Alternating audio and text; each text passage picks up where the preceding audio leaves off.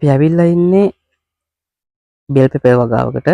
මේකට වයස පැලය හිටවලා දවස් 25ක් වගේ වෙනවා. පැලයක් හිටවද්දී මෙන්න මේ වගේ ප්‍රමාණයක තමයි තිබ්බේ. ඔන්න දැන් දවස් 25 වෙද්දී අඩියක විතර පමණ උසට වගාව ඇවිල්ලා තියෙනවා. ඒ කියන්නේ වගාව හොඳ මට්ටමේ තියෙන වගාවක් විදිහට තමයි අපිට දකින්න පුළුවන්. ඔන්න අපිට මුලින්ම අඩුපාඩුවක් දකින්න පුළුවන්. ආරක්ෂක ගෘහය තුල වල් පැලවෙලා තියෙනවා. මේක ඉතාමත්ම හානිකරයි භෝගයට. මොකද පලිබෝධකයන්ගේ මේක දාර්ක ශාකයක් වෙන්න පුළුවන්. ඒ නිසා අනිවාර්යයෙන්ම ආරක්ෂක ගෘහයේ සනීප ආරක්ෂාව ගැන සැලකිලිමත් වෙන්න ඕනි. මේ හින්දා මේවා ඉක්මනින්ම ඉවත් කළ යුතුයි. අපි වගාව ඉස්සරහට තවත් ගිහින් බලමු. ඔයාලට මම වටේට කරකවලා පෙන්නන්න. බැලුමට ඔයාලට පේනවා මේකේ ස්ටිකර් ට්‍රැප්ස් එල්ලලා තියෙනවා. කහ පාට සහ නිල් පාට.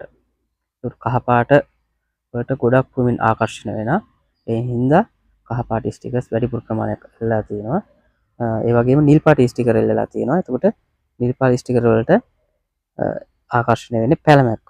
ඒතර පැලමැක්කගේ හානිය වළක්වා ගන්න අපිට නිල් පාට ස්ටිකර්ස් එල්ලන්න පුළුවන්. බලමු වගාවේ මේ ස්ටිකර්ස් වල මොන වගේ සත්තුද ඇලිලා ඉන්නේ කියලා.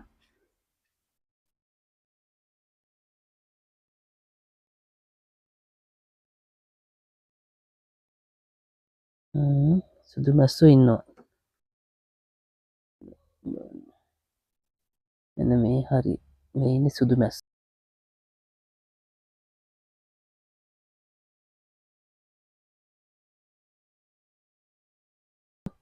සුදු මැස්සෝ ඇල්ලලා තියෙනවා. නමුත් වගාවේ අපිට සුදු මැස්සෝ පේන්නේ නැහැ. ඒ කියන්නේ මේ වගේ ස්ටිකරයක් එල්ලීමේ වාසිය ඔයාලට පේනවා. වගාව ඇතුළට ආරක්ෂක ගෘහය ඇතුළට මේ වගේ පලිබෝධකෙක් ආවොත් මේ ස්ටිකර්ස් ඇලෙනවා. ඒතකොට භෝගයට වෙන හානිය ඉතාමත්ම අවම කරගන්න පුළුවන්.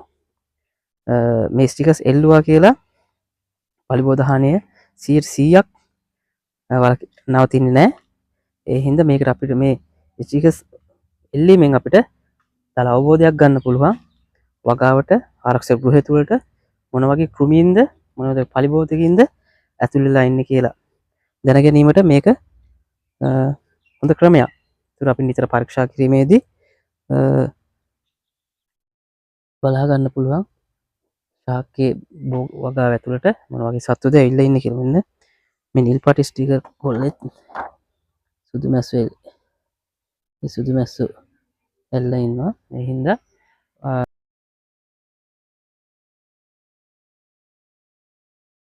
වගා මුල ඉඳන්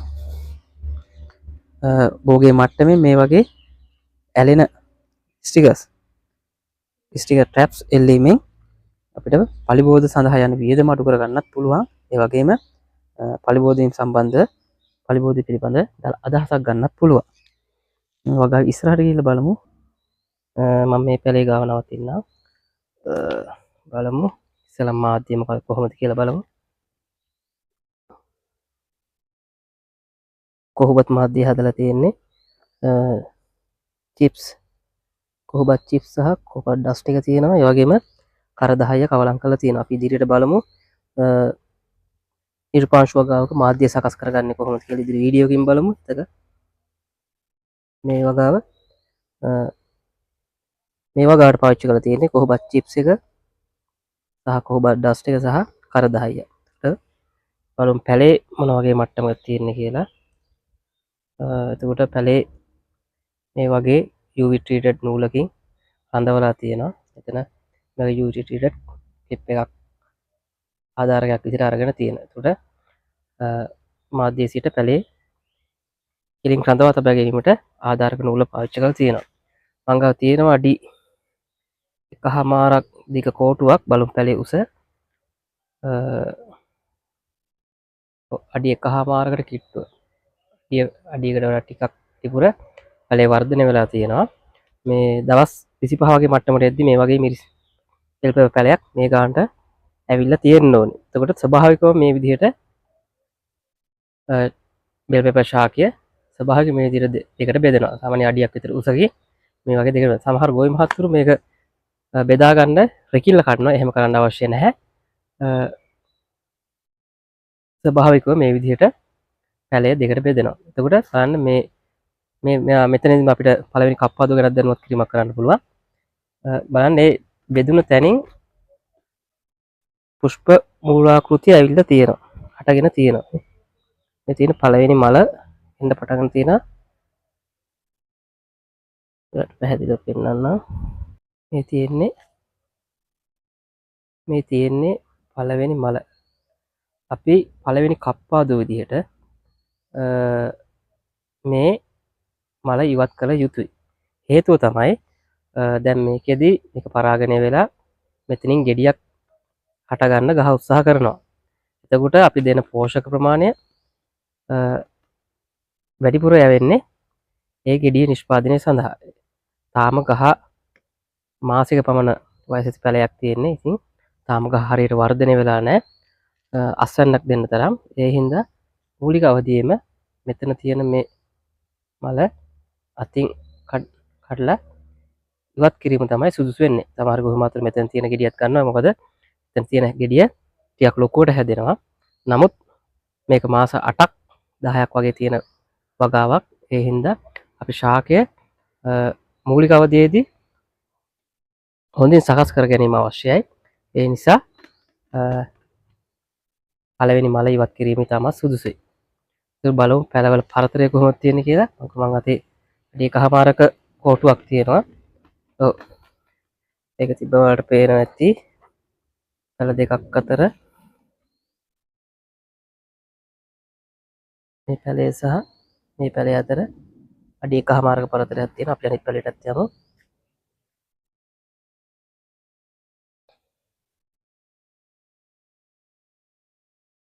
ඒ පැලේ පැල දෙක අතර අඩි එකමාරක පරතරයක් පවත්වලා තියෙනවා. ඒක තමයි නිර්දේශිත පරතරය. පැල අතර පරතරය තබා ගැනීම නිවැරදි පරතරය තබා ගැනීම තවත් වැදගත්. මොකද ශාකයේ වර්ධනයේදී යට කොළ වලටත් එක්ක සම්පූර්ණ ශාකයට ආලෝකය වැටීම සඳහා වගාවේ පරතරය ඉතාමත් වැදගත්. අපිට එක දෙයක් කරලා තියෙන මග හැරුණා වගාවේ පේලි අතර පරතරය. මොකද මම අතේ මේ තියෙන අඩි එකමාරක් දිග කෝටුවක්. ඒක මෙතන තිබ්බා. තියලා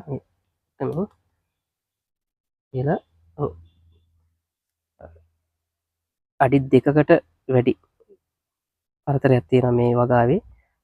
එතකොට අපි පේලි දෙකක් අතර සෙන්ටිමීටර් 75ක් අඩුම. ඒ කියන්නේ අඩි 2කමාරකට ආසන්න ප්‍රමාණයක් පැල දෙකක් අතර තියාගත යුතුයි. මේකේ පැල දෙකක් අතර මේ ප්‍රමාණය තියෙනවා. එතකොට අඩි 2කමාරක් නැත්නම් සෙන්ටිමීටර් 75ක ප්‍රමාණයක් පේලි අතර පරතරය නිවැරදිව තියා ගැනීම ඉතාමත් වැදගත්. මොකද භෝගයේ වැඩ කටයුතු කිරීමේදී සහ පරිබෝධන අසීමේදී දියරේෂණයක් එල්ලගෙන යන්න වෙනවා. එතකොට මේ වැල්වල පැලවල මේලා තියෙන නූල් වල පැටලෙන්නේ නැතුව ශාක වලට හානි වෙන්නේ නැතුව වැඩ කටයුතු කිරීම සඳහා මේ පරතරය ඉතාමත් වැදගත්. ඒ හින්දා ඒ ගැන අවධානය යොමු කරන්න. අන්න මේ අතර දෙකකට වැඩි ඉඩ ප්‍රමාණයක් තබා ගන්න උත්සාහ කරන්න.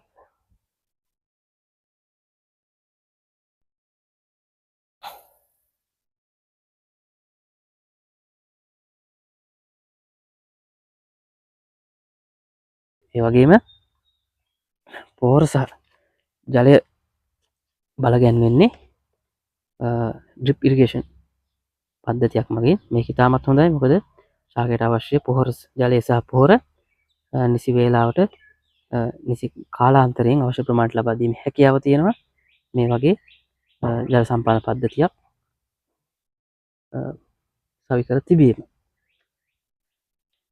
අපි තවත් ඉස්සරහට යන් ඔන්න අපිට දැක් ගන්න පුළුවන් වෙනස් පත්‍රයක් අපි තවත් තියෙනවද කියලා බලමු ඉස්සරහට ගිහිල්ලා. ඒතර මේ මොන වගේද? මේ තියෙන්නේ රසායනික ඉෆෙක්ට් එකක්. ඒ කියන්නේ පරිබෝධනාශක ඉසීමේදී පිරිසිදු තත්ත්වයක් තමයි තියෙන්නේ. ඔන්න ඉස්සරහ තවත් තියෙන ඒ වගේ මම පෙන්නන්න.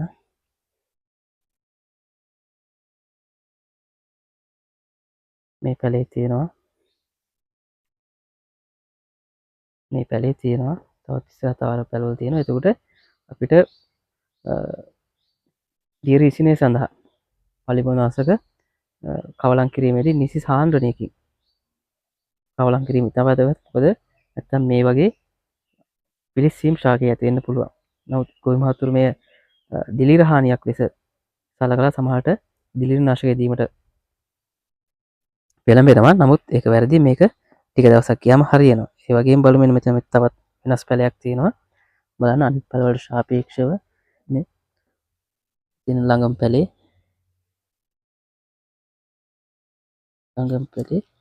මේ පැලේට සාපේක්ෂව මේ පැලේ වර්ධනය අඩුවීමක් වෙන. ඒ වගේම කොළවල කහ පාට වීමක් දක්නට ලැබෙනවා. එතකොට අපිට හිතා ගන්න පුළුවන් ඒ වගේම අපිට මේකෙදි උපකල්පනය කරන්න පුළුවන් මේ පැලේට පෝෂක ඌනතාවයක් තියෙනවා කියලා. ඒකට අපි පැලේ ගැන විශේෂයෙන් හොයලා බලලා ඒකට අවශ්‍ය පෝෂක ප්‍රමාණය ලබා දීමට කටයුතු කරන්න ඕනේ. අපි වගාවේ තවත් ඉදිරියට යමු.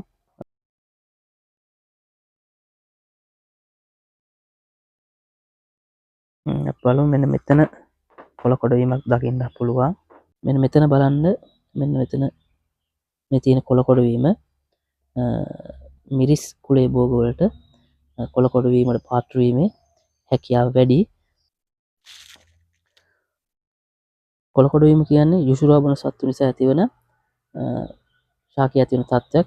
අපිට කොළ කොඩවීම පහසුවෙන් අඳුර ගන්න පුළුවන්. මෙන්න මේ කොළේ බලන්න. මේ කොළේ යටි පැත්තට තමයි බොකුටු වෙලා තියෙන්නේ. එතකොට මයිටාවත් මේ කොළේ යටි පැත්තේ තියෙන යුෂුරා බීම නිසා තමයි මේ තත්ත්වය ඇති වෙන්නේ. ඒ හින්දා කොළ යට පැත්තට තමයි බොකුටු වෙන්නේ. එතකොට මෙන්න මේ කොළේ බලන්න.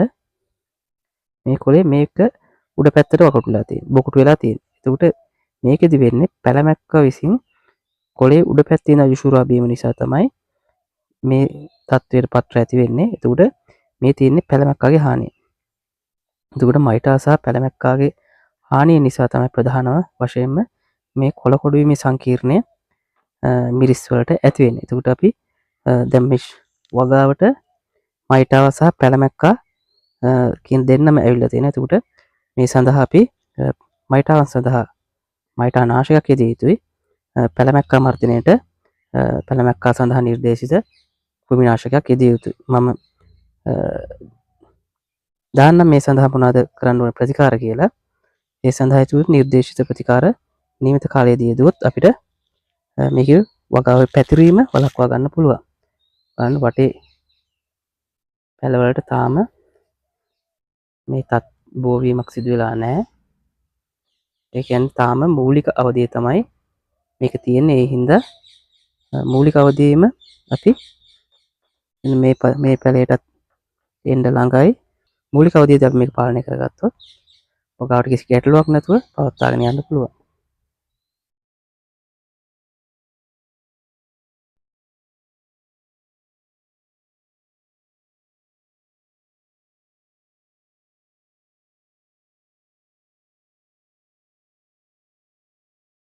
මෙතන මෙන්න තවත් වෙනස්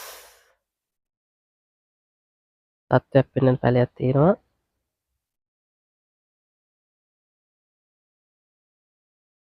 සිදුරු සහිත කොළ තියෙන පැලයක් තියෙනවා.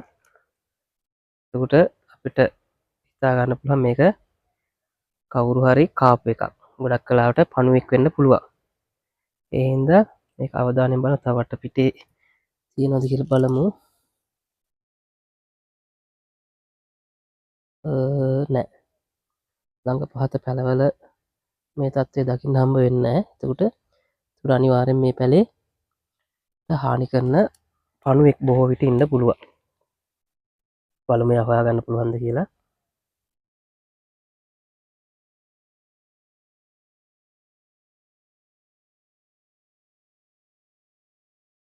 හරි මේ ඉන්නවා. මෙන්න බලන්න පොඩි පණුවෙක් එයා මේ කොළ කන ගමන් ඉන්න අපිට එයාගේ මල ද්‍රව්‍යයක් දැක ගන්න හම්බ වෙනවා. චූටියට පේනවද දන්නේ නැහැ ඔයාලට.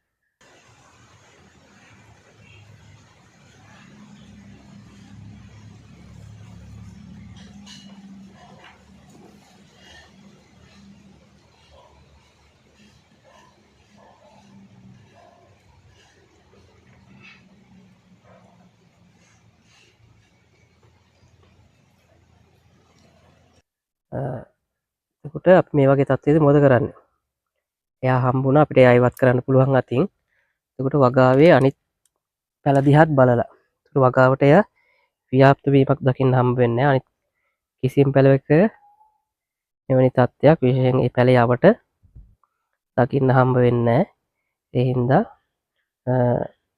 කෘෂි රසායන පලිබෝධනාශක භාවිතයට පෙළඹීම අවශ්‍ය වෙන්නේ නැහැ මේ අවස්ථාවේදී. එතකොට මේ අවස්ථාවේදී මෙයා අතින් ඉවත් කිරීම දැනට ප්‍රමාණවත්. එතකොට අපි වගාව ගැන අවධානයෙන් ඉන්න ඕනේ. වගාවේ අනිත් තැන්වලත් මේ හානිය දකින්න තියෙනවා නම් සහ ව්‍යාප්ත වෙනවා නම් විතරක් අණුවන් මර්ධනය සඳහා භාවිතා කරන පරිබෝධනාශයක් යෙදීමට පුළුවන්. එතෙක් යෙදීම අවශ්‍ය වෙන්නේ නැහැ. දැනට මෙයා අතින් ඉවත් කිරීම විතරක් ප්‍රමාණවත්.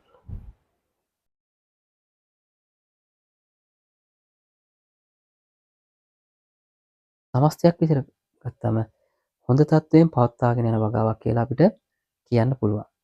ඔයාගේ වගාවෙත් ගැටලු තියෙනවා නම් කමෙන්ට් සෙක්ෂන් එකේ දාන්න අපි ඒවට උත්තර දෙන්නම්. මේ වගාවේ ඉදිරි ශ්‍රේෂ්ඨ කටයුතු කප්පාදු කිරීම, පොහොර භාවිතය, රෝග පලිබෝධ පාලනය පිළිබඳව දැනගන්න channel එකත් එක්ක රැඳිලා ඉන්න. channel එක subscribe කරන්න, like කරන්න, අනිත් අයටත් බලන්න share කරන්න. ඊළඟ වීඩියෝ එකෙන් හම්බ වෙනකම් සියලු දෙනාටම සුබ දවසක්.